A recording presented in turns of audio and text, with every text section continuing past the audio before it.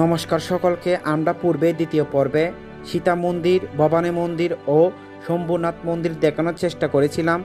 আজকে আমরা তৃতীয় পর্বে পাতাল কালীবাড়ি ও চন্দ্রনাথ মন্দির দর্শনের মুহূর্তগুলো দেখানোর চেষ্টা করব।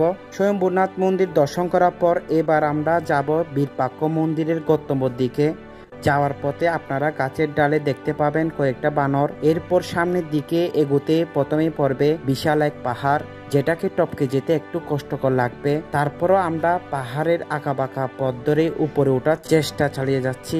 আমাদের সাথে সাথে আরো অনেকে ওঠার চেষ্টা করতেছে।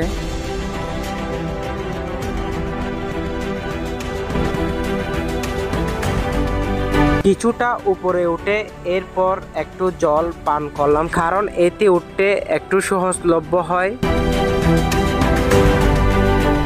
সিঁড়ি তাকাতেই উপরে উঠতে শুরু করলাম।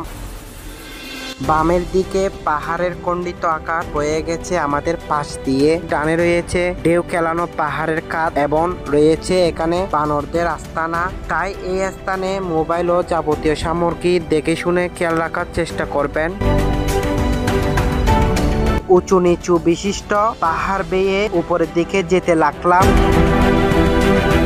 উপরের দিকে এসে নিচের দিকে তাকালেই দূরের কর্তব্য শহরের নয়নাভিরাম প্রাকৃতিক সৌন্দর্য বিমোহিত করছে। কিছুক্ষণ সেই পাহাড়ের ভিউ নেয়ার পর তারপর আবার আঁকাবাঁকা পথের পাহাড় বেয়ে চলতে লাগলাম। ক্লান্তি শেষে সবাই উপরের দিকে আসার পর সবাই মিলে একটু বসে জল শরবত পান করে রওনা দিলাম সবাই। কিছুক্ষণ হাঁটার পর পরেই সবাই পৌঁছে গেলাম সেই গন্তব্য স্থানে, যেটা শুরুতে আসার সময় দেখিয়েছিলাম, সেই বীরপাক্ষ মন্দিরটি। এখন আমরা সেই স্থানটিতে পৌঁছে গেলাম। চন্দ্রনাথ মন্দিরে যাওয়ার